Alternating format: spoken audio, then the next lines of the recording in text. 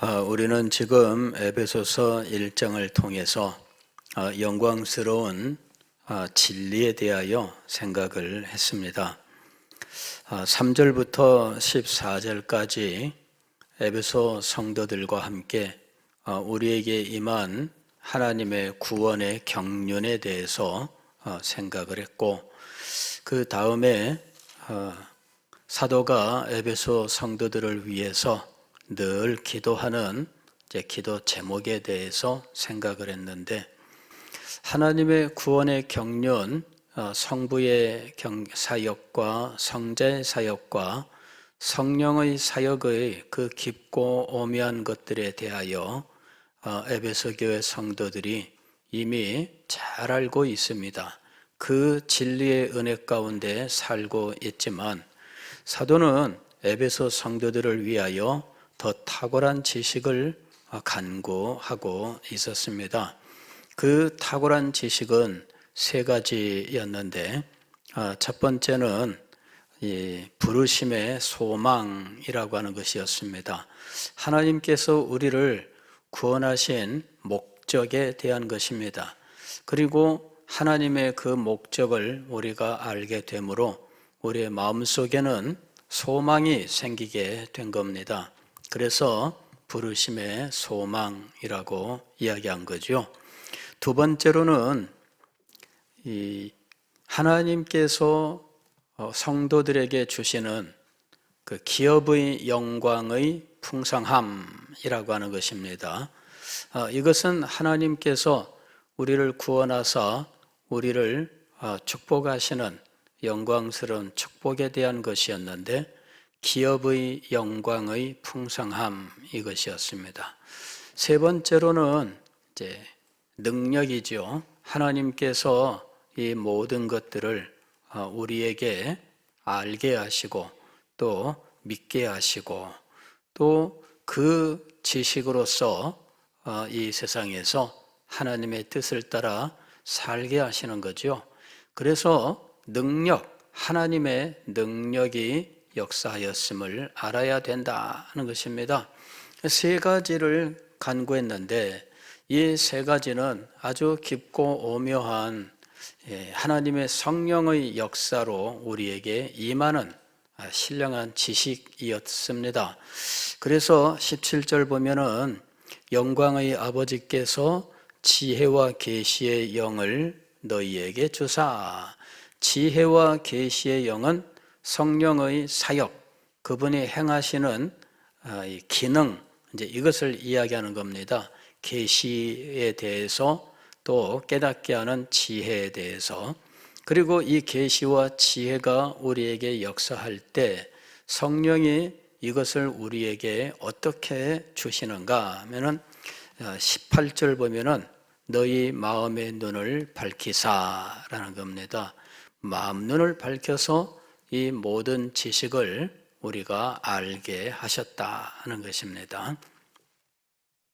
그런데 이 모든 구원, 그리고 이 모든 영광스러운 신령한 지식, 이 모든 것들에 하나님의 능력이 역사하고 있다는 것입니다. 그런데 이 하나님의 능력은 오직 하나로 총 집중해서, 마치 그 돋보기가 이 태양빛을 한 점에 모으는 것처럼, 우리들도 왜 어릴 때 이 돋보기로 검은 먹지 놓고 이렇게 태우는 일을 많이 했잖아요.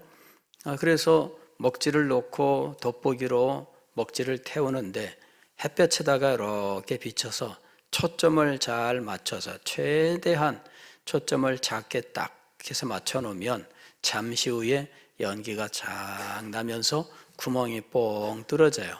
신게 가지고 이 먹지 하나를 가지고 다 없어질 때까지 구멍 뚫느라고 얼마나 시간을 많이 보냈는지 모릅니다.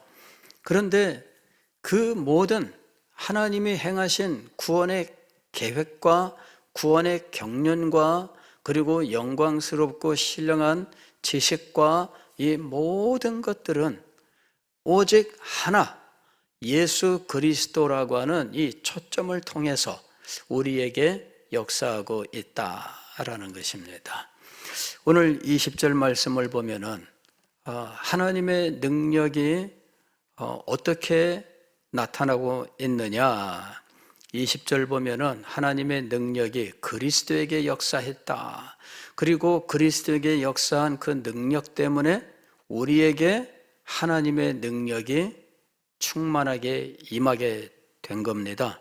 그의 능력이 그리스도 안에서 역사하사 죽은 자들 가운데서 다시 살리시고 하늘에서 자기의 오른편에 앉히사 모든 통치와 권세와 능력과 주권과 이 세상뿐 아니라 오는 세상에 일컫는 모든 이름 위에 뛰어나게 하시고, 우리는 하나님의 능력하게 되면 보통은 창조 세계를 보면서 하나님의 능력을 생각하게 마련입니다.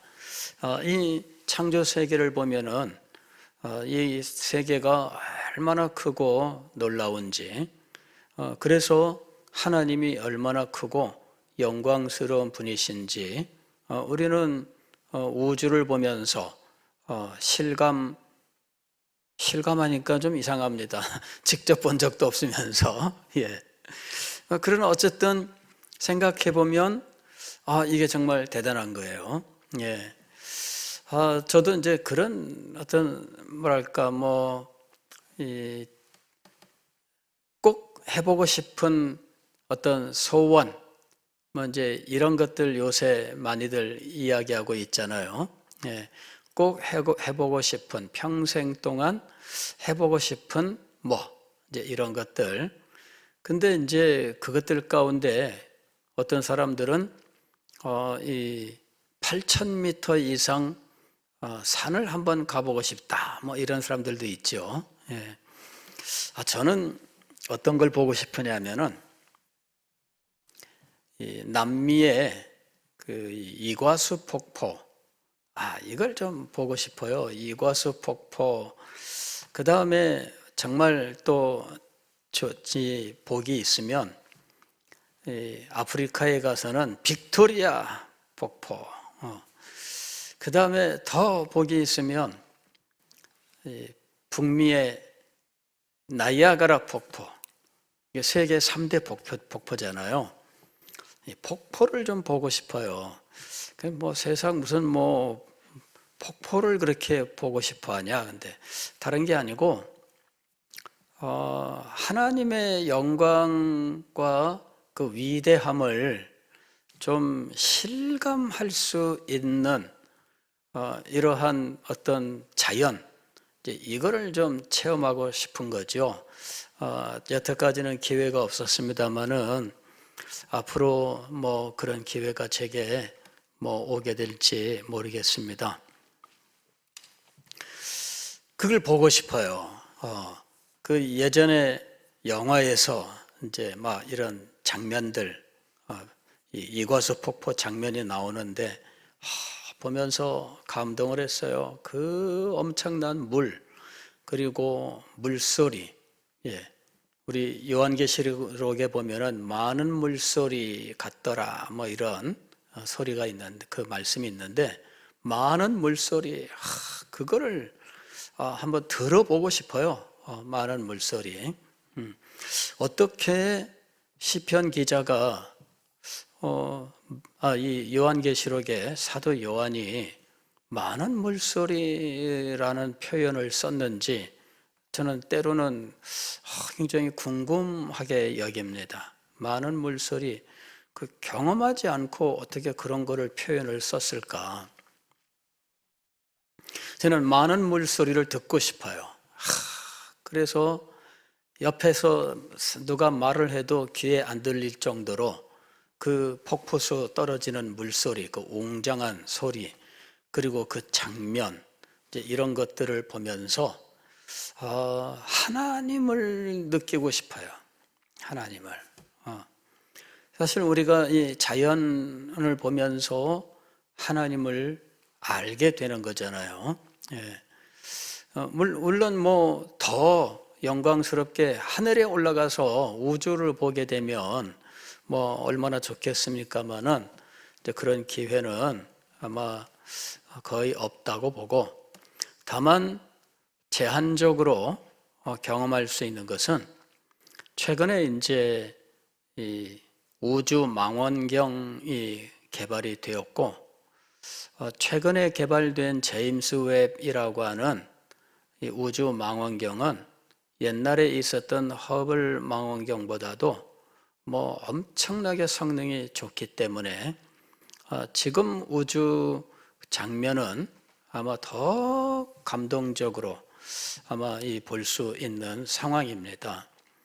예전에 이 독일에서 생물학 박사를 했던 어느 집사님이 저한테 자기 집 아이들이 초등학생인데 이 아이들에게 하나님의 권세와 영광을 깨닫게 하기 위하여 어떤 교육이 필요할까, 이제 이런 질문을 한 적이 있습니다. 그런데 초등학교 4학년, 5학년, 6학년 이 아이들에게 하나님의 영광과 위대함을 어떻게 깨닫게 할 수 있을까? 말로 뭐 어떻게 설명할 수 있을까요? 하나님의 존재와 지혜, 권능과 거룩하심과 공의와 인자하심과 진실하심과 사랑하심이 무한하고 영원하시다, 뭐 이렇게 얘기하면 아이가 감동해서 눈물을 흘릴까요? 그러니 어떻게 이 아이에게 가르칠 수 있을까? 그래서 이 집사님하고 같이 앉아가지고 어떻게 하면 좋을까요? 하면서, 그래 제가 이제 얘기한 것이 이 우주의 크기에 대해서 아이에게 설명을 해주면 어떨까요? 이제 또 사진, 우주 사진 이런 것들을 보여주고 크기에 대해서 같이 이야기를 나누면 어떨까요? 이분은 생물학 박사, 뭐 과학자잖아요. 물론 뭐 천문학자가 아니니까, 또 물리학자가 아니니까 뭐 꼭 그렇게 다 알고 말할 수는 없지만 기본적으로 과학자니까 뭐 그런 쪽으로는 저보다 더 잘 알지 않겠습니까?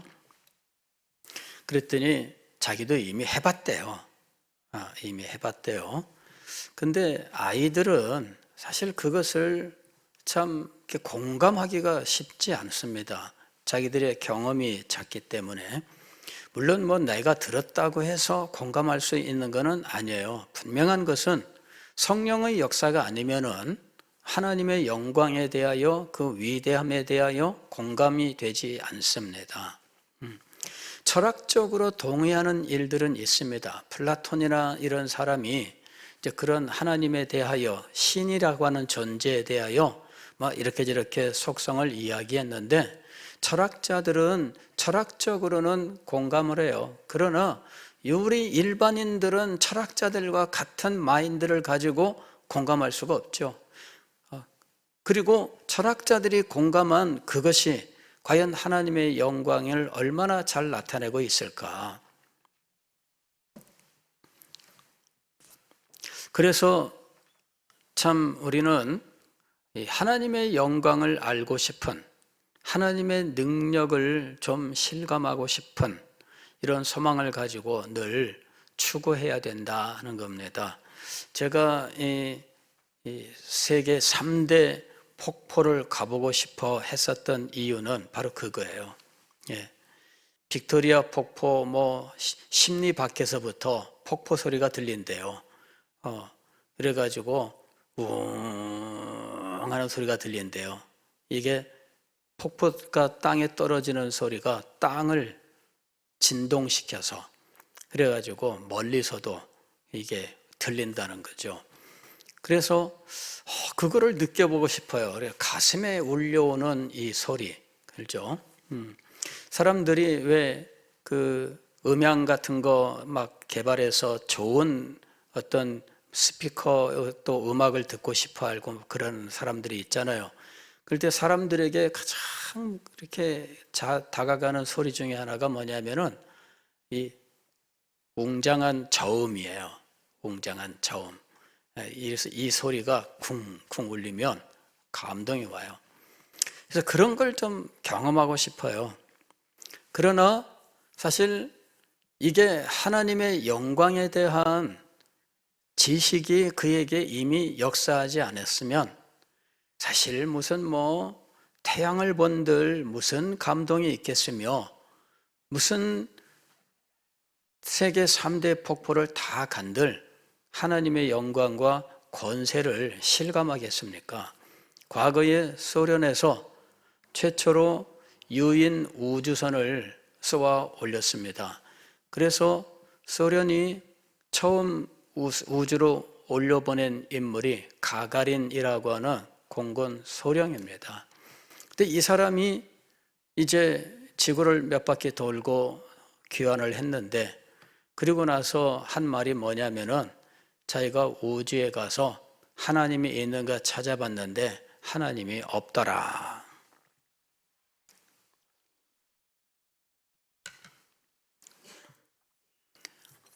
저는 죽었다 깨나도 경험 못하는 일을 이 사람은 벌써 몇 년 전에 한 겁니까? 70년 전입니까? 60몇 년 됐죠.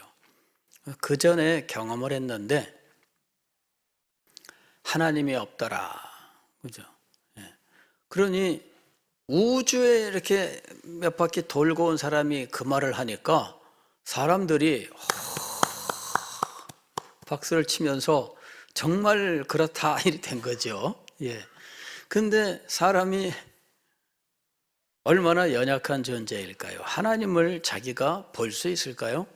볼 수 없어요. 제가 어린 시절에 태양을 보려고 했었어요. 태양을 보려고 하늘을 향해 고개를 들고 눈을 딱 떴는데 이게 저절로 눈이 감기더라고. 그래서 눈을 안 감으려고 막 애를 쓰면서 이렇게 했더니 이번에는 눈이 헷가닥 돌아가더라고요. 왜? 눈동자가 태양을 볼 수가 없는 거예요. 그래서 눈을 안 감고 보려고 했더니 눈동자가 헷가닥 돌아가가지고 어쨌든 태양을 안 보더라고. 그래서 이번에는 이 두 손가락으로 이 눈꺼풀을 이렇게 잡고 정말 강제로, 저도 참 이상했죠. 정말 그래가지고 태양을 본다고 시도를 했는데 1초도 못 봤습니다. 정말 1초도 못 보고 얼른 그냥 완전히 본능적으로 이렇게 딱 몸을 고개를 숙여서, 근데 이미 태양에 눈이 노출이 된 거예요. 아주 짧은 시간이지만. 그렇게 노출되고 나니까요, 눈앞에 빨간 덩어리가, 눈을 감고 있는데 이 눈앞에 빨간 덩어리가, 매한 빨간 덩어리가 안 없어지는 거 있죠. 이게 해보신 분들은 다 동의하실 겁니다. 안 없어져요. 이 빨간 이 큰 덩어리가, 이게 눈앞에 태양이 그냥 있는 거예요. 이게 순간적으로 그게 몇 분의 1초일지 모르겠습니다만은 제 눈에는 이미 딱 찍혀버린 거예요. 이게 사진기가 찍듯이. 그래가지고 이게요 안 없어지는데 제가 한동안 고생했습니다. 왜냐하면은 안 보이니까 눈앞이. 이래서 눈을 감고 한참 동안을 있었는데 이 빨간 게 없어질 때까지 정말 시간이 많이 걸렸어요. 인간이 하나님을 본다고요? 말이 안 되는 겁니다. 인간은 하나님을 볼 수 없어요. 하나님이 만든 그 작고 작은 태양도 우리는 못 봅니다. 여러분, 이 우주에는요, 태양보다 1000억 배 큰 별도 있대요. 1000억 배가 크다라니까 실감이 안 되잖아요. 근데 태양보다 1000억 배가 큰 별도 있대요. 그런데 하나님이 그것들도 다 창조하신 거예요. 그러니까 그 창조주 하나님을 우리가 어떻게 볼 수 있습니까? 그 하나님이 얼마나 크고 놀라운지 우주를 보시면은 실감이 가는 거예요. 그래서 저는 이 물리학 같은 거, 이 천문학 같은 거, 이 책들을 읽었어요. 왜냐하면은 하나님의 크심을 실감하고 싶어서. 우주 만물을 창조하셨다고 하는데 도대체 이 우주가 얼마나 크냐, 그런 것들을 이 학자들이 연구를 했거든요. 그래서 이 현대 물리학에 와서는 여러 가지 논쟁들도 있었는데 우주가 유한하냐 무한하냐, 끝이 있느냐 없느냐, 뭐 이러한 이야기들도 하고, 또 우주는 어느 정도까지 크냐, 이런 이야기들도 하는데, 우주가 팽창하고 있다.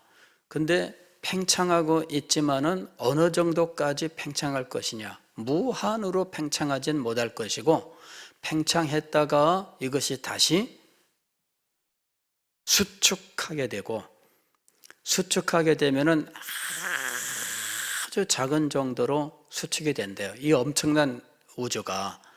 그래가지고 그렇게 작게 되면은 밀도가, 중력이 엄청나게 돼서 나중에 이것이 다시 뻥 하고 터진대요. 그래서 빅뱅이 반복된다, 뭐 이런 온갖 이야기들이, 인간의 상상력, 이것이 과학이라는 이름으로 계속해서 지금 이야기가 되고 있어요.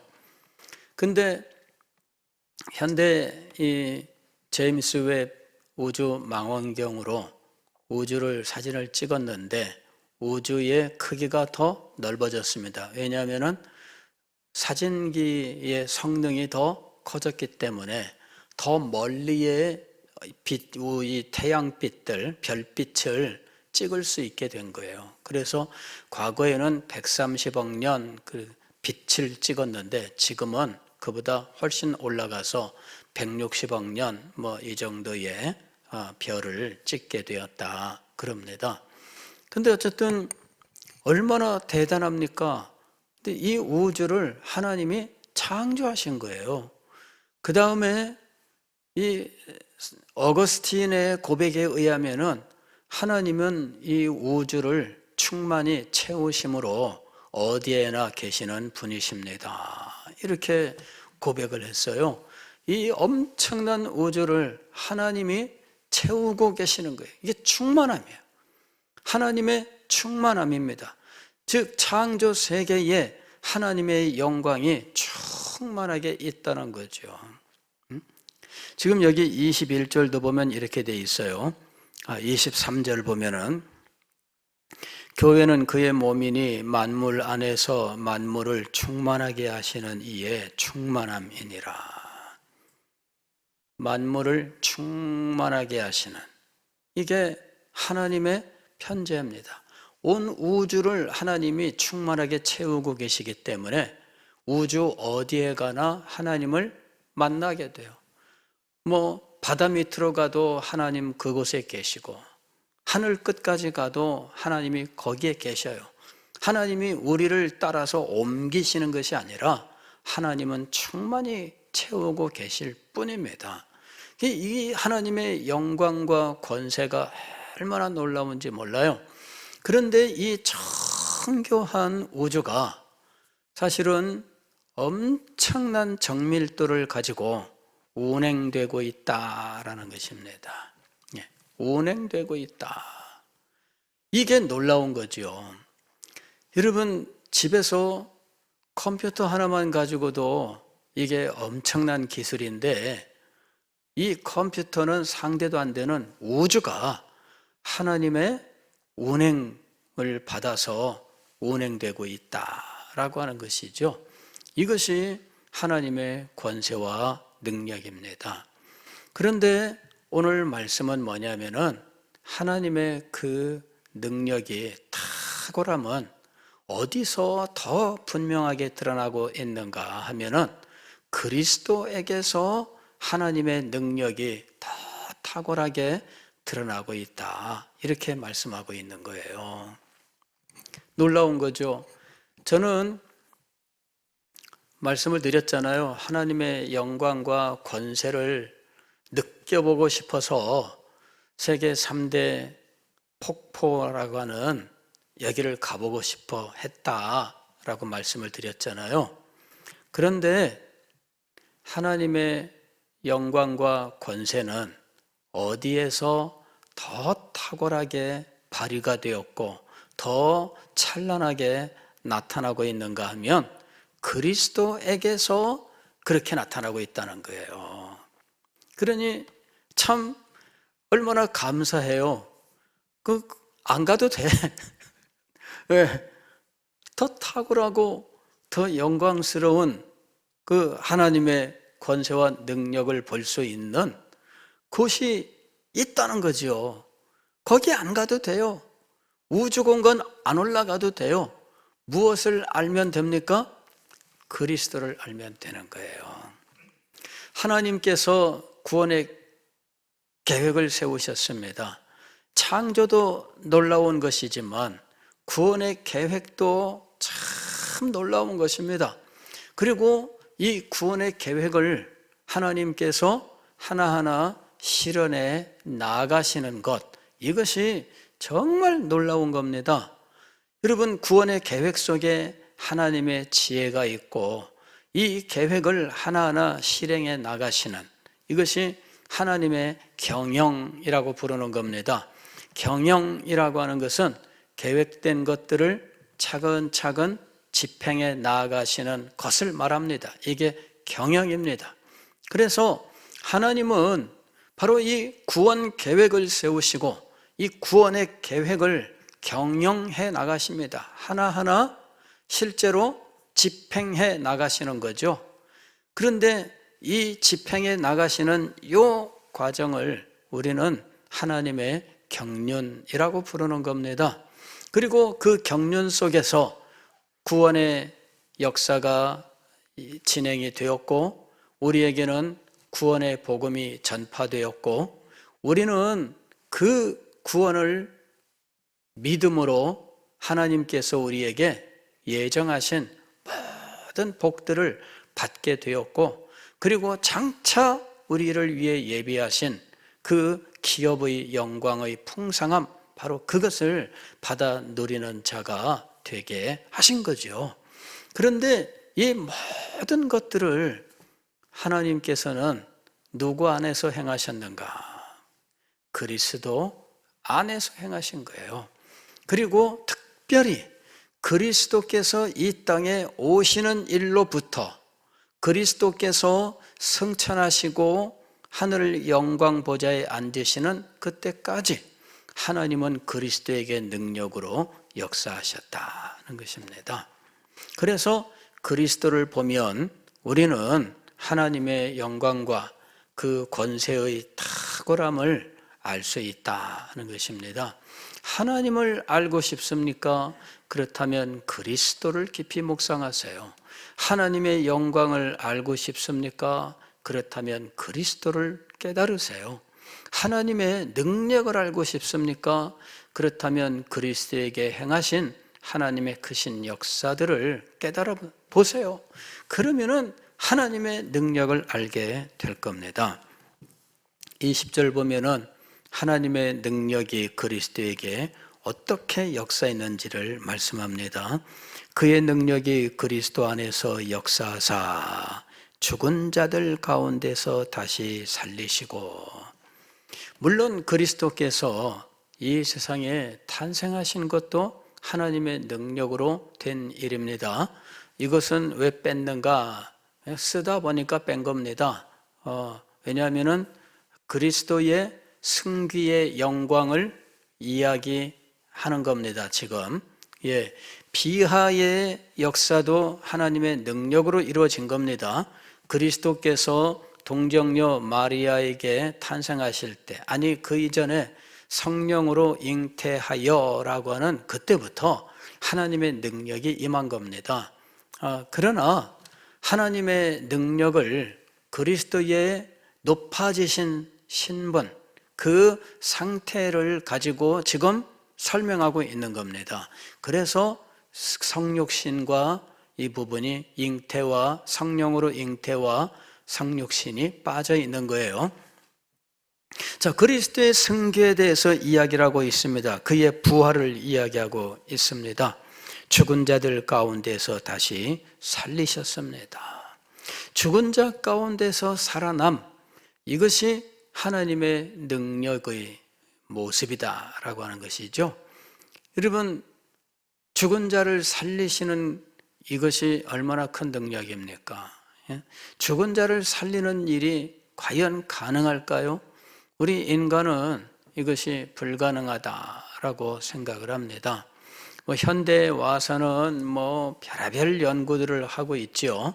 그래서 이 DNA를 연구하고, 그 다음에 이제 지금은 이제 이 줄기세포 이거 연구하고, 그 다음에 지금 또 나아가서 인간 복제 이런 거 얘기하고, 다 가능한 이야기들인 것 같아요. 시간만 주어지면.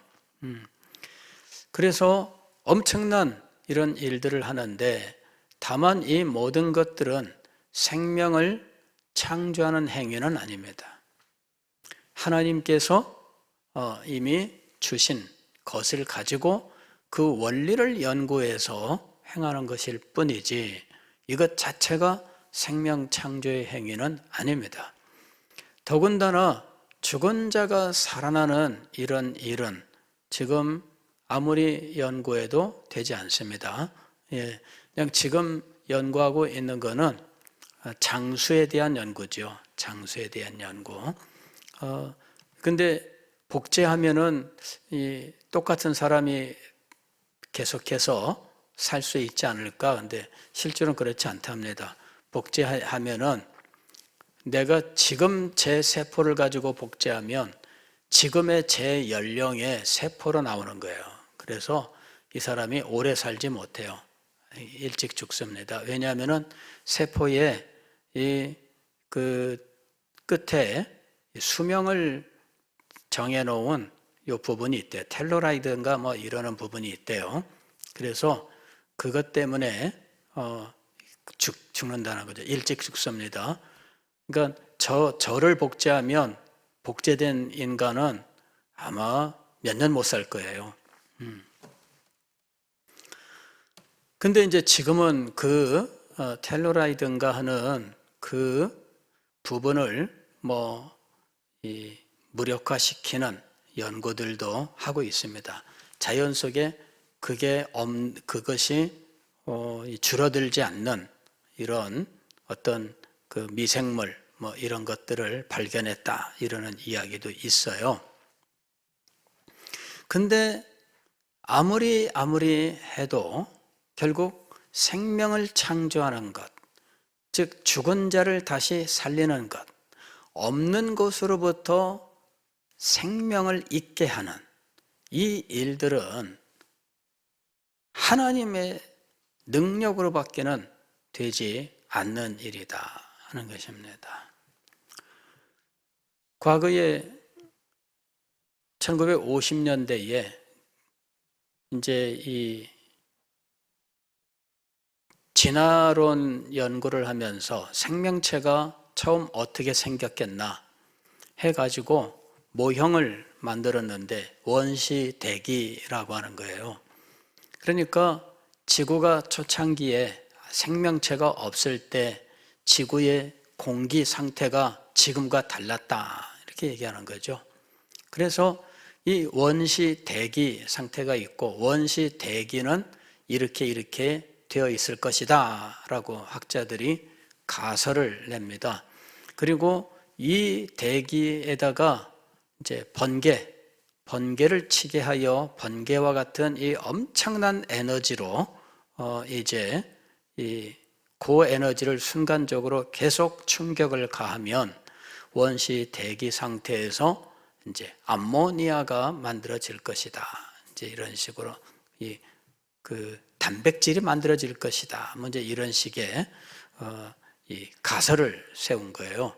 그리고 실험실에서 그런 공기를 만들어서 전기 자극을 통해서 이제 그런 것들이 과연 단백질이 만들어지는가 이제 이렇게 연구를 했지요. 그리고 이제 그런 거 연구한 사람들이 실적을 올려서 노벨상도 받고 뭐 그렇게 했어요. 원시 대기.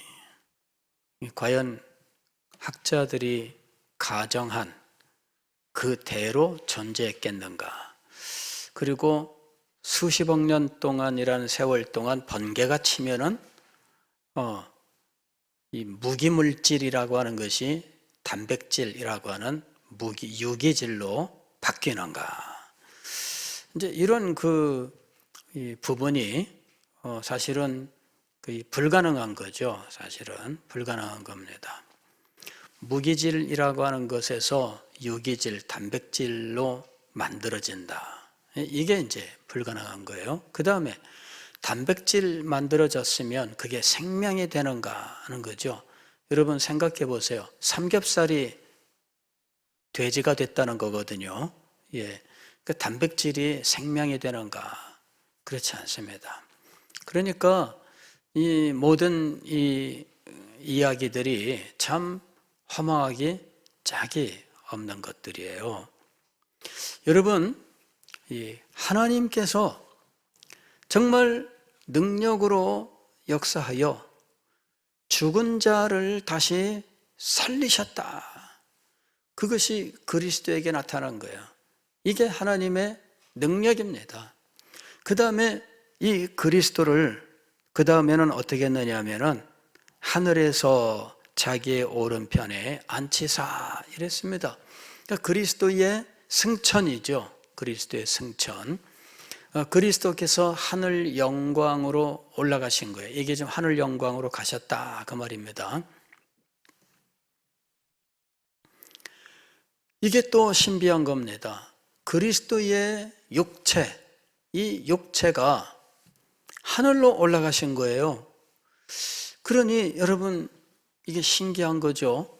이런 물질을 만질 수 있는 이 물질인데 어떻게 하늘로 올라가셨을까?